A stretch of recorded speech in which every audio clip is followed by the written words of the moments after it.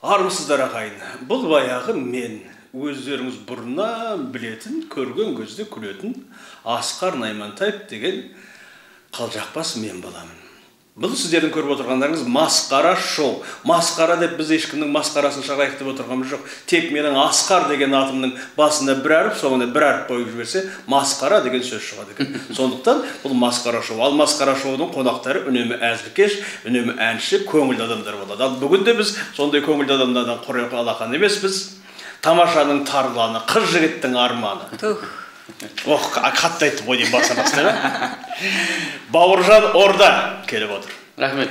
Ал енді ортамызда отырған ару сол Бауыржанның үйдегі бас режиссері Алтын Айниязова.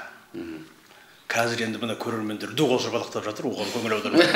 Өйткені барлығы үйінде отырған адамдар, олар шапалақтағаннан басқаны білмейді. Ал қош келдіңдер біздің масқара шоуға. Мына біздің масқара шоуда әңгімеміз, біз ешкімге сұрақ қоймаймыз, жанын қинамаймыз, анау айтпай жүрген құпиясын айтқызбаймыз. Біз тек қана есімізге түскен әзілдерді, жақсы бір анекдоттар болып жатса еске түскен, соларды айтып жатамыз. Мәселен, кейде бір Бауыржан өзің білесің, анекдоттың өзінің де қарқылдап бірден айта қойған кезде ішіңді басып күлетіндер де болады да, кейде күлмейтін анекдоттар да болады. Оны естіген адам бір күннен кейін болмаса, бір айдан кейін болмаса, бір жылдан кейін дәл сондай жағдай басынан өткен кезде, мынау сол екен ғой деп сол кезде бір мырс ете түсуі мүмкін, олда да күлмеуі мүмкін. Сондайдың біреуі мысалға бала кезден бірге өскен екі дос. Осы жұптары жазылмай, екеуі тай құйылымдай тебісіп, бірге өскен, енді өмірдің ағысы, екеуін екі жаққа ағысып алып кетеді. Күндердің күнінде екі достың біреуі үлкен бастық болып, жаңағы облыстың ба, ауданның ба әкімі болып қайтып оралады. Өзінің досың сондай үлкен бастық болғанына мына дос қуанып жүгіріп барып қолын алайын деп әлгінің барысы енді қазір бастықтың алдына кіргеннен тозаққа кірген оңай ғой. Кіре алмайды. Әйтеуір астындағы милициядан ба өтеді, басқасынан есіктің алдында хат шығыз, жоқ, қазір кіруге болмайды. Мен қолын алып құттықтап кетсем болды, менің шаруам жоқ, ештеңе сұрап, жоқ, қазір совещание, қазір министрмен сөйлесіп жатыр, қазір селектормен совещание, анау болып жатыр, мынау кеш батқанша отырады, кіре алмайды. Ең болмаса есіңді аш, қолын бұлғап қойын десе, болмайды, мен жұмыстан шығарып жібереді. Түннен түңіледік. Содан барып ана хат шығызға барып айтты, айналайын, мен кеттім. Ана бастығыңа айт. 3 күннен кейін өледі депті келіп қалды. Ана сөзді естіген, ана хат шығыз жүгіріп барып бастығын айтады, ана бір кісі сізге күні бойы кіре алмай кетіп еді, сізді 3 күннен кейін өледі деп айтты. Кім? Анау! Ұста! Ананы бірінші қабатқа жеткізбей, қолын қайырып, милициямен алып келсе, өзінің досы, ойбай, жіберіңдер, бұл менің досым деп, құшақтап, көрісіп, қасын отырғызып, шай алғызып, шай беріп, соны артық адамның бәрін кабинеттен шығарып жүріп, есікті ішінен іліп алып, досым, сен жаңа қызға маған 3 күннен кейін өледі депсің ғой. Ол не әңгіме? Жай ма дейді. Иә. Дос айтады дейді, жай. Менің әкем де өлерінен 3 күн бұрын адам танымайды. Мінекей. Ешкім танымайды деген сөз ба? Сондай ғой мінекей. Өмірдің өзінен алынып жатқан осындай анекдоттар, осындай қызықтар болып жатады. Мінекей Бауыржан алтын уақытыңды қиып, қазір өзі қаланың барлығында тұрыстың бәрі тоқтап азайып жатқан бәрін шектеп тастады. Барлығы шектеліп жатқан кезде енді қазақтың басына келіп жатқан бір сын шығар. Бұл енді бұл қияметте қазағымызды аман есен айналып өткен бәріміз тілейміз. Әрине. Көтеріңкі көңіл күйде иммунитет дейді. Біздің міндет осы халықтың осындай кезде жабырққан көңілін көтеріп отыру деген бір мақсат қойып, өздеріңдей көңілді қонақтарды шақырып отырғанымыз. Алтын келгеніңе рахмет. Бауыржанды адастырмай жетектеп алып кетесің қазір. Ал енді біз дәстүр бойынша хабарымыздың ең басында ән өмірдің сәні ғой деп әнмен бастаймыз. Бүгінге дайындап келген әнің бар ма, Бауыржан? Ән бар енді. Дайындап келген деп айтсақ та болады шығар. Жалпы енді бұл қалай болғанда да мінекей Наурыз мерекесі жалғасуда. Күні кеше мінекей әлі бір ай бойына тойланады ғой, Наурыз айы.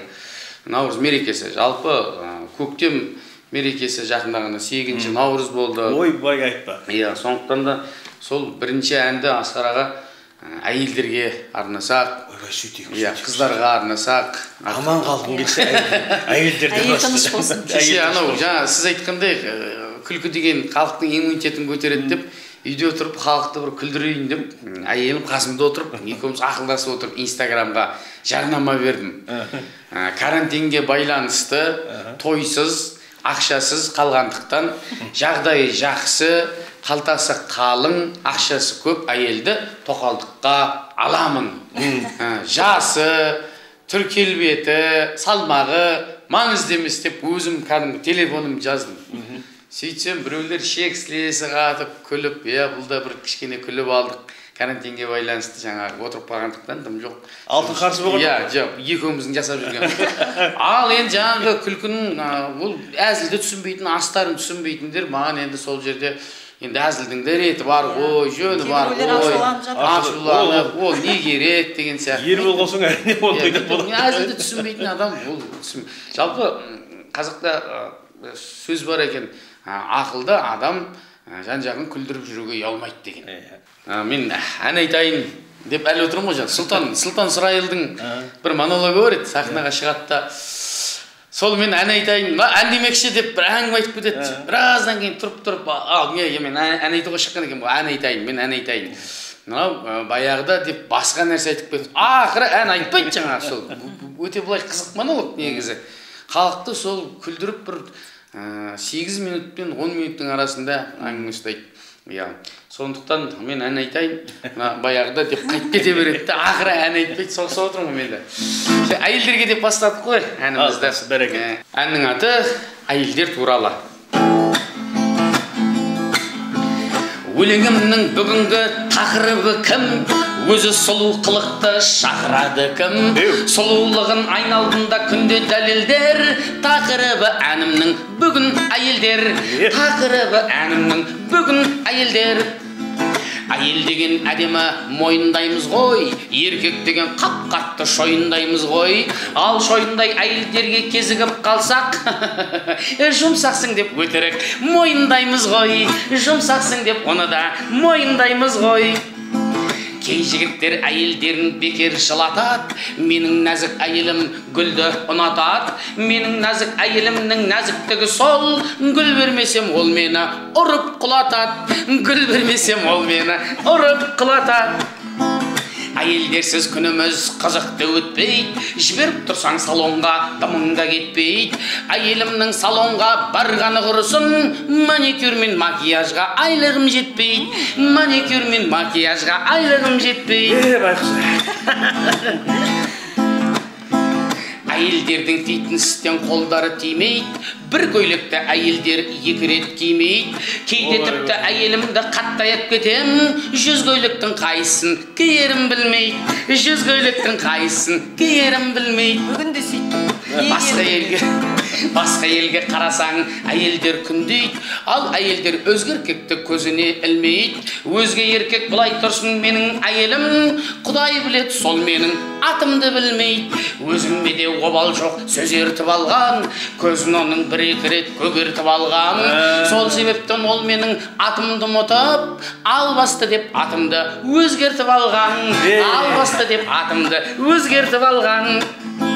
Әйел деген күйеуін жұмыстан тосады, кештеу келсең арқаңды қамшымен емес әрине, оқтаумен қосады. Достарыңмен түнімен қыдырып келсең, таң атпастан әйелдер зззз деп шаң сорғыш қосады. Таң атпастан әйелдер шаң сорғыш қосады. Ең бастысы неге шаң сорғыш қосадын білмеймін, мен шаң болып келген жоқпын ғой. Мен бас болып келдім ғой. Тойға барса әйелдер жайқалып барады, шығып болмай үйінен майқалып қалады. Егер тойда басқа елмен көп билеп кетсең, көз аларып, мұрны тұжырайып, қызғанғаны байқалып қалады. Негізі қызғанбаймыз дейді ғой, бәрі қызғанады. Көз аларып, қызғанғаны байқалып қалады. Қайын жұртың үйге келсе шағын той болады, суреттердің барлығын қазанға салады. Ал егер де үйге келсе менің туысым, картошкама макарон ба қуыра салады. Картошкама макарон ба қуыра салады. Аптасына, расқо болады ғой арасында. Аптасына 1 рет әйел жинайды, еркек байғыз сол кезде өзіне сыймайды. Не жатарын, не тұрарын білмей тұрғанда, қағып келші кілемді деп еркекті қинайды. Қағып кел деп кілемді еркекті қинайды. Кей жігіттер әйеліммен жарысып келет, азық-түлік базардан алысып келет. Ақша беріп әйелдерге өзің бар десең, бар ақшаны үйтіп-бүйтіп тауысып келет. Үйтіп-бүйтіп бар ақшаны тауысып келет. Сол бая қайын жұртқа бере ме деймін. Кейбір әйел көлікпенен жұмысқа барат, рөлде тұрып бетіне бояуды қалай болса солай жағат. Ерні қызыл қорқынышты шопырды көріп, гаилердің өздері тығылып қалат. Гаилердің өздері тығылып қалат. Біз болмасақ әйелдерді кімдер жырлайды? Әйелдерді жырласаң уақыт зырлайды. Қалай десең олай де шынына келсек, әйелдерсіз өміріміз түкке тұрмайды. Әйелдерсіз өміріміз түкке тұрмайды. Әйелдер деп әлемнің құсы сайрасын, аналардың басынан бағыт аймасын. Әйелдерсіз 2 минут өмір сүре алмас, еркектердің сіздерге көзі тоймасын. Еркектердің сіздерге өзі тоймасын. Еркектердің сіздерге көзі тоймасын.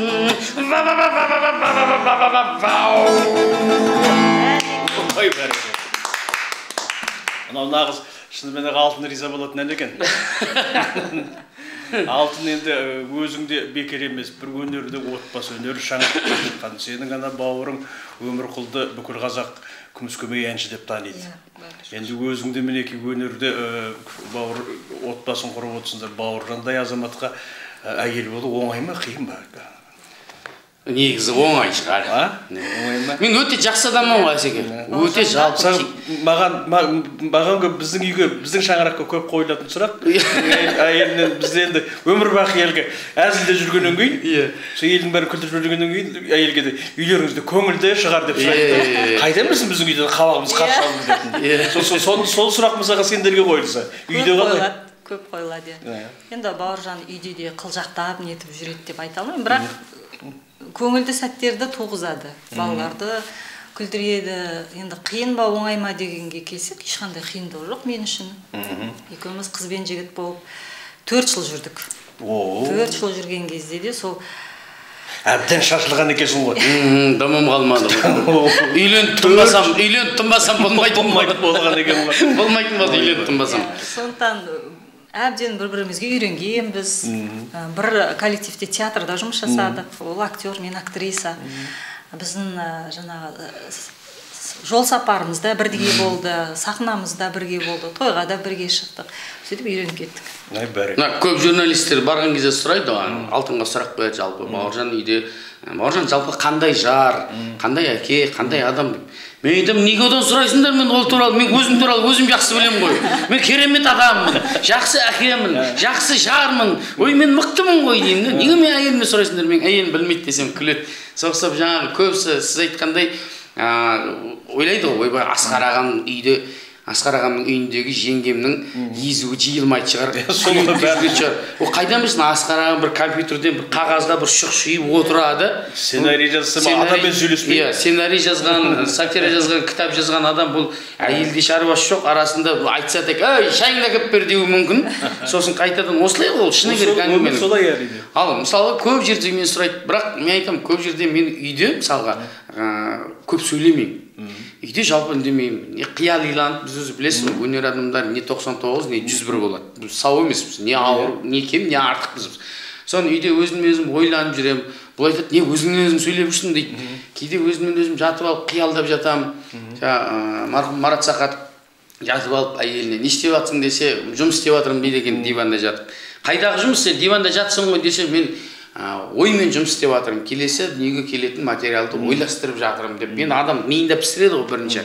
Сондықтан болмаса қағаз жазып отырасың, үйде жаңағы күлдіріп, айқайлап сөйлеп, жындадам құсап өлең айтып жүріп, басынан көтеріп жүретін алтын негізі. Абылай сырт көзге бұл үйде үндемейтін, моп-момақан сияқты. Жаңа бір күні біреу жылап отыр дейді, әңгіме шығып кетеді ғой. Бәрекелді. Біреу жылап отыр дейді, сосын қасына келіп, "Менің әйелім нашар" деп. Сосын, "Ойбай, не болды? Аға, не болды? Ойбай, менің әйелім нашар." "Ой, сіздің әйеліңіз керемет қой. Сен қайдан білесің менің әйелім керемет екенін?"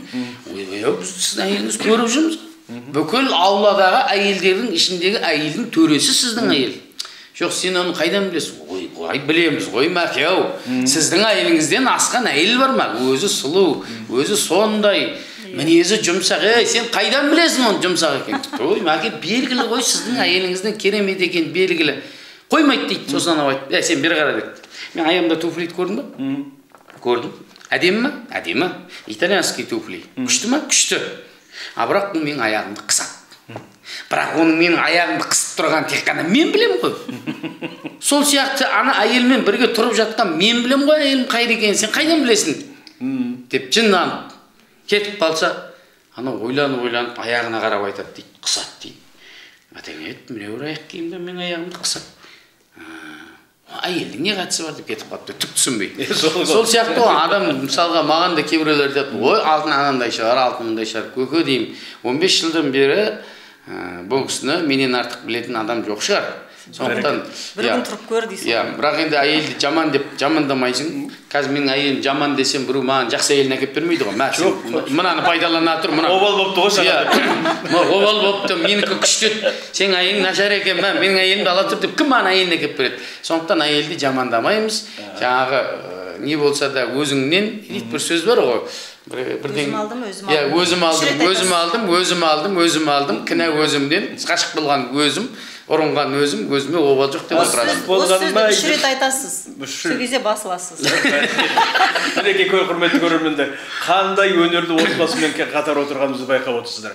Бұл Алтын мен Бауыржанның осы менің студиямда ғана әзіл айтып әңгіме айтып отырған емес, бұлар қазір өздері де әзілдерді түсіріп, мына қазіргі тілмен айтқанда Вайн деп Инстаграм желісінде кәдімгідей біраз жұртқа танымал болып қалды. Олай болса, осы отбасының сол Вайндардың біріне кезек берейік. Насақынан қараш қандай әдемі, әпкеммен жездем алып келді. Ал мынаның өзің білесің, сіңіліммен күйеу балам алып келді. Жандарым, ағам мен жеңгем комплект әкелген ғой, бриллиантовый өзің білесің. Кіші сіңіліммен күйеу балам мына сырған әкеліпті. Алтын. Вообще шалау, сенің 60 жасыңда жасағаныңыз күшті болып бар ғой, қаншама конверттер, сыйлықтар. Ал мынау саған. Бұл не? Шапан. Ал мынау құдағиымның кигізген норка шубасы. Қалай? Жараса ма? Саған шапан. Айтпақшы нағашыларымның да келген шубасы бар, оны артынан киіп көрсетем. Мынау саған. Коллективім мына алтын сағатта келген, ал бұрынғы коллективім мына білезіктерді келген ғой. Саған шапан. Жиендерімді қарасайшы, мына құндыз шарқатта келген, а бөлелерім мына құндыз бөрікте келген. Жараса ма? Саған шапан. Шәндәрім-ау, подружкаларым мына iPhone 11-де келген ғой. А саған міне шапан. Кемпір. Бері қарасың, 60 жас менікі. Сыйлықтың бәрі саған. Маған не мұны кілең? Шапан кілең. Шапаннан басқа маған бірдеңе жоқ па? Ойбай, неге жоқ? Бар. Әкемізге бір қол соқсақ болмай ма? Қызыл гүлдей баптаған. Мінеке құрметті ағайындар, осындай әзілдерді түсіріп бүкіл халықтың көңілін тауып жатқан отбасымен бүгін кездесіп отырмыз. Сіздерге де біз осындай әзілдеріңізді түсіріп, болмаса өздеріңіз анекдот айтып телефондарыңызға түсіріп, 8-700-646-1751 телефонына WhatsApp арқылы жолдасаңыздар, сіздердің әзілдеріңізді біз хабарымыздан көрсетіп, түптің түбінде керемет көңілімізден шыққан әзілді талқыға салып, бағалап, соған бағалы сыйлығымыз бар беретін. Ол жеңімпазды осы студияға шақырып алып, бүкіл елдің алдында таныстырып, сөйтіп марапаттаймыз. Естеріңізде болсын, бізге әзілдеріңізді жіберіп отырыңыздар. Бізге де сыйлық бересіз. Ол енді кейін сараптап көреміз ғой, бәрін жиналған кезде. Сыйлықсыз адам қалмау керек негізінде. Әзілдерімізді жаңа беріп жатыр, сыйлық береді деген айтып қалжыңдап отырмын. Жаңа Вайн дегеннен шығады. Жалпы біреулер айтады, ол не мақсатпен сіз Вайнға көштіңіз? Тұңғышбай ағам айтқан сияқты, қазір жарықтың жылдамдығымен өтіп жатқан өмір деп. Қазір мына халық шыны керек, өзіңізді сатириксіз ғой. 10 минуттық, 12 минуттық миниатюраны көруге уақыт жоқ халықта. Жоқ қазір. Қысқаша. Содан кейін анау өзіңізді келдіңіз талай, тамаша ситиде өзіңіз ойнадыңыз. Соның 5 минуттық қылып тастадық. 5 минут, 4,5 минуттан аспайтын қалып. Онда қазір халық көрмейтін болды. Уақыт жоқ бәрі. Тез көргісі келеді, бәрі тез асығыс бәрі. Соны Вайн деген өзі бір ойланып, мен түсірерден бұрын ойланып қарадым, бұл неменеге, бұл қысқа болу керек. 1 минут, ары кетсе 1,5 минуттан аспайды. Сонда ойлаймын, халықта уақыт жоқ, маған ұзақ көріп отыруға, қарайды да 1 минут тез басталып, тез бітіп кету керек. Біріншіден ұнап үлгеру керек. Иә, ұнап үлгеру керек 1 минуттың ішінде. Өйткені басқалар тұр ғой, басқасын қарайды ғой. Ол бір жағынан жақсы шығар. Ол жерде талғам пайда болады. Бір жағынан жақсы шығар деп ойлаймын. Екінші жағынан тағы да оны оған дейін де ойлайтын жұрттар айтады, не мақсатпен түсіресің? Жалпы сатираның мақсаты қоғамды сынамаса, әшкерелемесе, бұл сатира бола ма? Ол маңдайға ұрып айтқан, ол сатира емес, ол уже шындық, ол демократия. Ал кішкене астырлап, келемеждеп, әжуалап, мысқылдап, кекесінге салып айтқан нәрсе сатира мысалға. Ол юмор, жалпы әзілдің атқаратын орнында сол. Соның көбісі тікелей қабылдайды. Ой, сіз мынаны бүйтіп қойыпсыз, ұят емес пе? Мен айтамын, өз сатира деген өзі осындай болмаңдар, осындайдан аулақ болыңдар, осындайдан қашық болыңдар деген ниетпен айтылатын нәрсе ғой деп жүрген жерде осы айтып шаршайсың кейде, шыны керек. Ол шаршайсың, біздің енді мына көпшілік бар жерде болғаннан кейін әртүрлі пікір болады, неше түрлі пікір. Осы отырған жерде біраз адам ұнаған дүние біреуіне ұнамай қалады. Содан шығады шидің барлығы. Ең басындағы өзің айтып кеткен әңгіме ғой, мына әзілді түсіну дегеннің өзі мына орыстардың чувство юмора деген. Ол да бір Құдайдан берілетін дүние. Дұрыс айтасыз. Ол берілмесе адамға, Құдайды әзілді түсіну, әзілді қабылдау Құдайдан берілмеген адам, ол енді өте қиын, ол трагедия. Мен бір прокурор жолдасымды да бір ренжітіп алған жерім болды. Өзі бір күйіктірлікпен әңгімелесіп тұрдық, менің басымда бір 90 проблема тұрған, темекі шегіп тұрдым, бірден айтып күлдіріп жүрмейсің ба деді. Өзі ханым басыма бір-ақ шықты да айттым, сен үшірді біреу соттап жіберші десем, ол менің жұмысым ғой дейді. Ол анау менің жұмысым. Мен сахнада күлдірейін де адамды айналайын, өмірде мен де ашуланайын, мен де күйінейін кішкене. Мен де бір осы бір жігіт анау жылы бір ауырдым. Содан көлікпен жүру қиын болды да метромен дәрігерге барып келіп жүрмін. Алматының метросына мінгенім бірінші рет сол кезде. Сонда сол метродан шыға бергенде біреу маған суретке түсейік деген екен, мен енді ауырып тұрмын дегенде елге қайтып айтасың. Уақытым жоқ, айналайын деп кетіп қалыппын. Соны ерінбей Фейсбукқа салып, мен сізді енді көрмеймін, көрсеңіз бетіңізге түкіремін. Адам менсінбейтін адам екенсіз. Мен сізбен суретке танымайтын адаммен суретке түсу деген мен әлі миыма кірмейді. Бірақ амал жоқ, халық оған үйретті. Мен Құдай сақтаған екен. Менде осындай жағдай болды. Сөйтіп біреу суретке түсейік дегесін, жарайды деп түсе салғанмын ғой. Сөйтіп, жарық болмай қалды, мына кішкене бұлай тұр деп, жарыққа түсейік деп, кішкене инициативаны не қылып, өз қолға алып, 2-3 рет суретке түсіп жіберсең керек. Кейіннен ол мені салыпты. Көріп, әдейі сынап жақындап едім суретке түсейік деп. Сондай қарапайым екенсіз. Тоқтап, уақытыңызды бөліп, суретке түстіңіз. Сол егер бір адам болса керек. Енді сізді бұдан әрмен қарай бұрында жақсы көруші едім. Әзілдеріңізді көруші едім. Енді одан әрмен қарай да көре беремін. Онда сол адам көңілмен қалдырып кеткен болып отыр. Сол екеуі бір адам болып жүрмесін сол. Екеуі бір адам. Абырой болыпты. Мен айтам, жаңа сіз ұқсап, уақытым жоқ еді, десем, мынау кезінде бұл телефоны жоқ кезінде қалай болды екен деймін, суретке түсірмейтін кезінде. Анау автограф фотоаппараттар еді ғой. Ондай болды. Оған дейін жаңа қағазға жазылды. Автографтар болды. Оған дейін әйтеуір көзіне көрініп қалды ғана. Мен өз басымнан өткен. Көшеде кездесіп қалды, неге танымайсыз? Жаңа ғана кімнің Сұлтанның әлгі ән айтайыншы деп әнді бастамай монологын айтып тұрып алады деген кезінде есіме түсіп кетті. Кезіндегі Тамашаның бас режиссері, бәрімізге ұстаз болған, ақылшы болған Лұқпан Есенов ағамызды дастархан басында бата сұраған кезде сондай еді. Сайт бермедіңіз ғой бір рет. Аллаға деп енді ас қайыру керек десең, ал енді мынау енді дастархандарың берекелі болсын, мына Бауыржан айналайын, мына дастарханың рахмет. Жалпы мен сені өзі бұрыннан жақсы көрдім. Осындай еді, осы ал келін Алтынжан бар ғой, сені осындай бітті, сенен кейін бәрі біздің қолымызды көреді, көріп қалады. Ал мына дастархандарың берекелі болып, осындай болып, осындай болып. Мына оператор жігіттер, айналайын сендерге рахмет, сендер осындай бітті, көзіне түсіп бата алғыс тілекке, одан кейін жиналысқа айналып кетеді. Тілек жиналысқа. Біреу көзіне түсіп қойды, сен өткің бағада өрөді қателесті ғой, немен істеп жүр, не ойлап жүрсің? Ана мұны сенің қолымызды ақырын көтереміз, көрінсін деп. Көрінгеннен кейін бар тағы бір бір жарты сағаттан кейін бітетін бата деген мен демедім. Бұл ой керемет. Ол да ол өзінің мысалға қалай деймін, болмысы, қарапайымдылығы, шынайылығы қазіргі адамдарда осындай қарапайымдылық жетіспейді Асеке. Жетіспейді. Қазір бәрі жасанды, бәрі ассалаумағалейкум қазақ елі.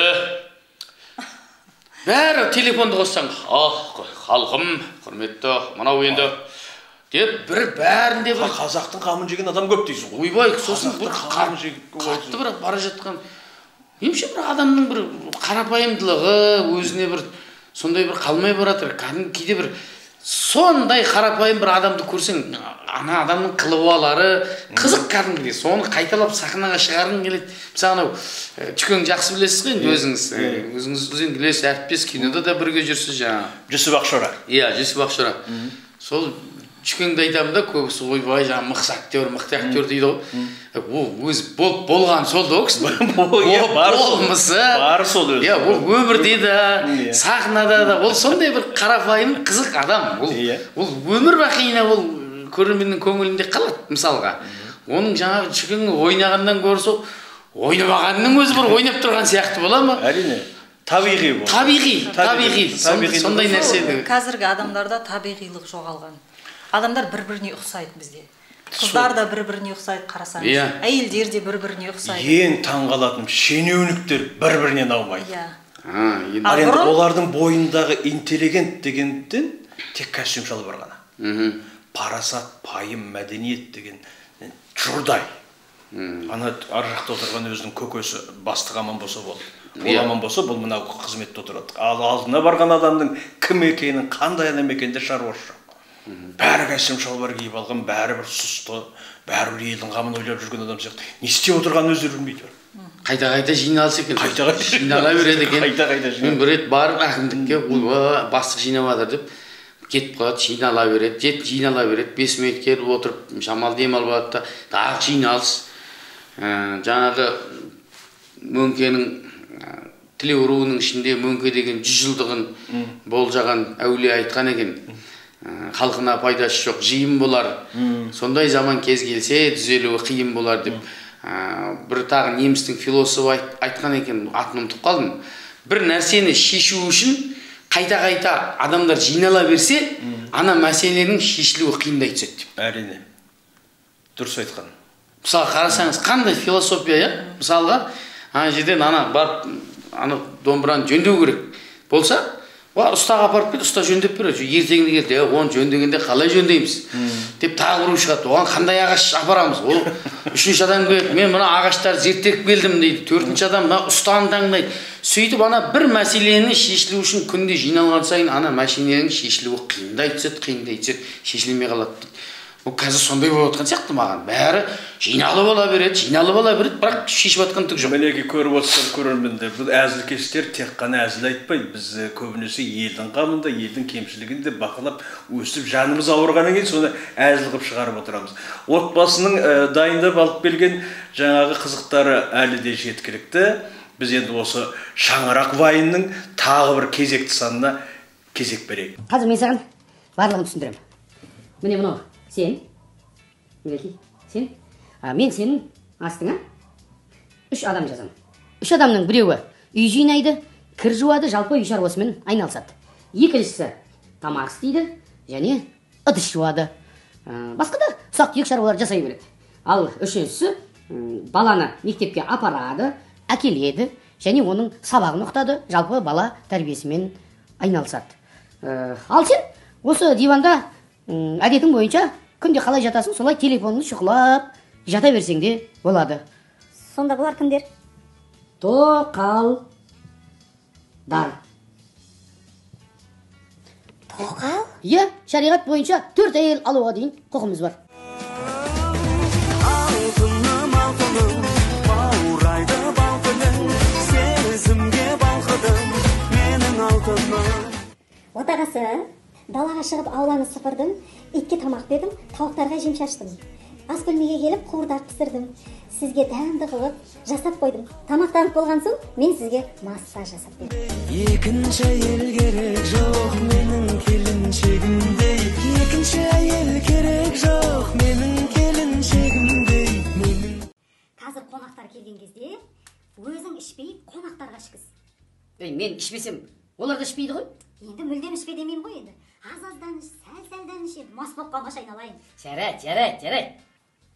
Ал енді мынау құрметті қонақтар, қош келдіңіздер деп сіздердің құрметтеріңіз үшін көтеріп қояйық. Иә. Рахмет аға. Өте жақсы тілек айттыңыз. Сіздің тілегіңізді жерде қалдырмай алып қояйық кәнеке. Рахмет көке. Рахмет, өте жақсы айттыңыз. Көке, сізді біз бала күнімізден жақсы көреміз көке. Сіздің тілегіңіз жерде қалмасын деп көке, мен алып қоямын. Сіз үшін алып қоямын көке. Қандай керемет тілек. Көрдің бе? Құдағиымыз қандай керемет тілек айтты. Құдағидың тілегі жерде қалмасын дейміз. Құдағи үшін көтеріп қояйық кәнеке. Өмірде оңай болмайды, зулайды уақыт, зулайды. Ай жеңгем қадырады ғой менің. Жеңгем дейді, алып үшін алып қояйын. Жеңгем үшін алып қояйын, жеңгем үшін. Ал енді, оны кім, не? Ешкім ішпей ме? Ешкім ішпей ме? Онда мен алып қояйын. Айып қойған мен алып қояйын.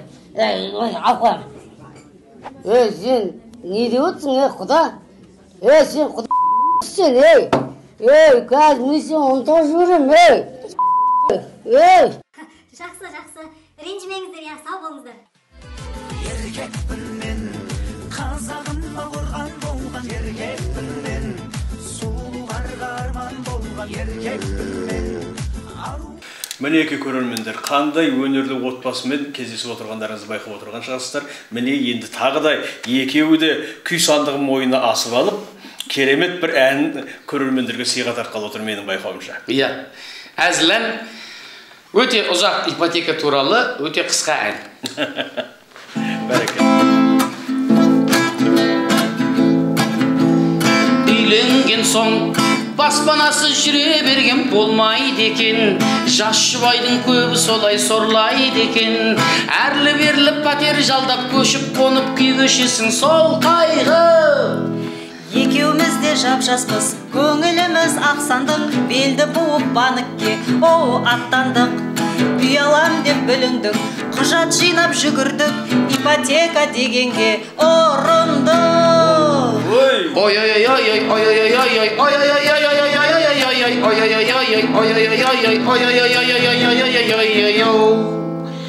Дейміз де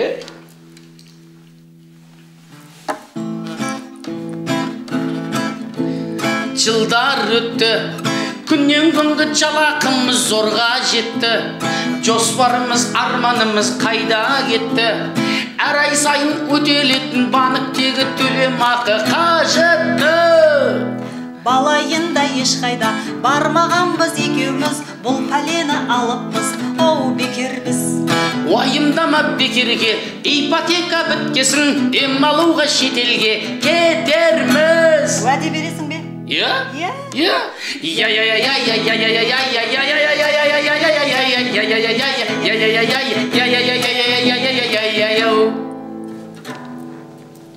Дейміз де, арада жылдар өтіп атқан көрермендер түсініп отырған шығар.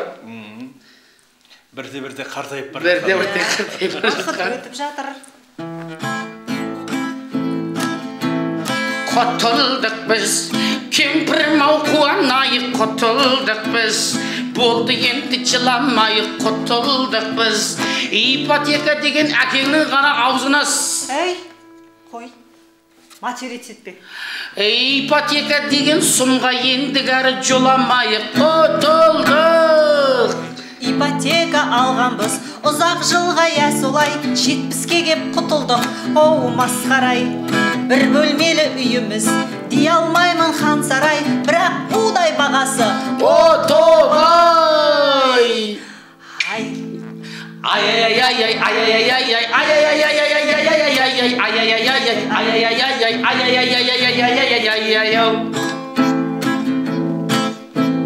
Кемпірім-ай, үйленгенде қандай едік, жас едік қой. Ыстық сезім махаббатқа мас едік қой. Бір бөлмеге қол жететін күн болса деп армандайтын жас едік. өтірік емес бұл шындық, тек алға деп құлшындық, сол себептен кредитке ұмтылдық. Осылайша ұрындық, енді кемпір шал болдық, ұзақ жылға кредит бұл сұмдық.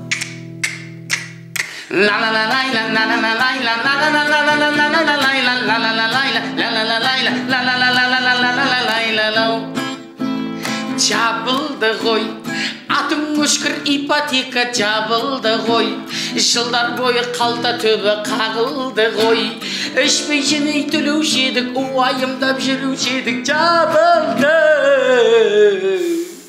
Бас қосқалы екеуміз қыдырып та көрмеппіз, ұзақ жылдар тек кредит төлеппіз.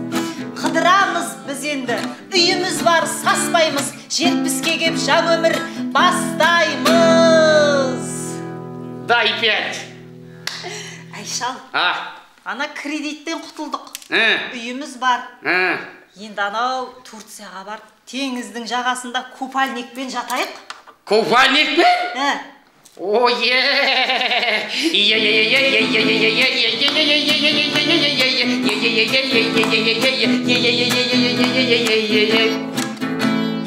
Аттанайық, көз жетпейтін аттанайық бір қияға.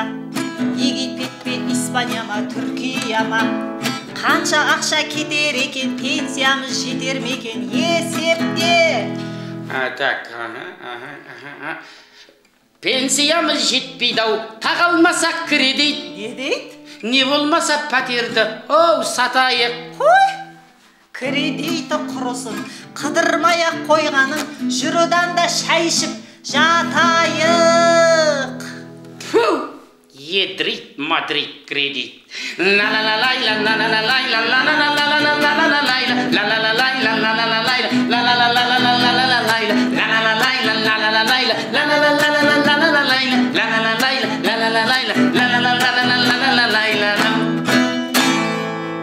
Ой, бәрекелді мінеки. Деп, ақыры ешқайда бармай. Қартайды. Шай Бүкіл ішіп. қазақтың басындағы бар қайғы, бар дүниен мінеки. Құрметті көрермендер, Бауыржан орда тек актер ғана емес, тек талантты әртіс, әнші ғана емес, осындай сатираны да өзі жазады. Бұл осы бір жыл бұрын өзінің осы бірнеше театрларға жазып жүрген шығармалардың барлығы жинақталып, бір кітап болып шыққан. Кітаптың аты Қалжыңдаймын деп аталады. Қалжыңдаймын, мінекей, бәрекелді.